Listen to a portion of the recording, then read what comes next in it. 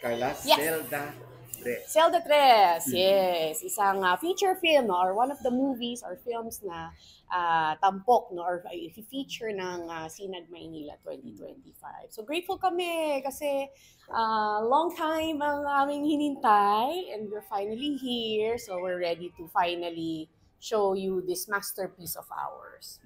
Your role, pag-usapan muna natin. Ang role ko sa Zelda Tres, I play the role of a lawyer. Ang pangalan niya ay si Attorney Aika.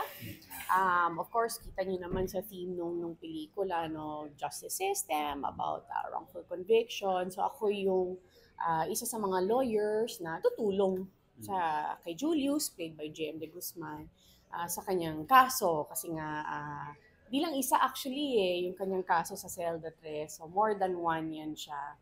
And given na inosente siya, doon na, that's where I step in, of course. Tutulungan ko siya dahil tamang-tama, we work for the same law office. Connected yung role mo dito sa Zelda Tres in real life kasi lately you've been voicing out your Yes, thoughts, and as we opinions. should, hindi lang ako, pero tayong lahat. Actually, lahat naman tayo may boses, walang maliit na tao eh.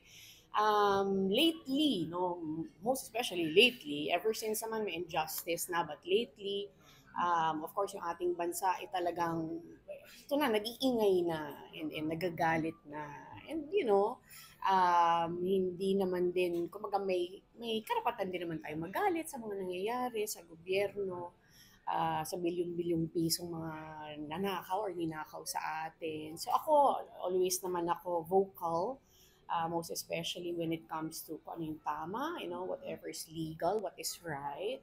I try to use my name, my voice in a good way to really, fight for our rights, fight for what is right, kung ano yung nararapat para sa atin. So, importante yun kasi, di ba, hindi na pwedeng mananahimik na lang tayo or palalampasin na. Dadalhin mo ba yung boses na yan sa linggo? Akala ko, dadalhin mo ba yung boses na yan sa korte?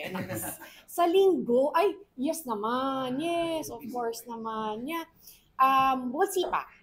There are no definite plans, but ako, I'm all for it. Sana, of course, safe ang lahat. Yun ang importante. Nasa sa mga tao naman yun, kung anong choice nila, whether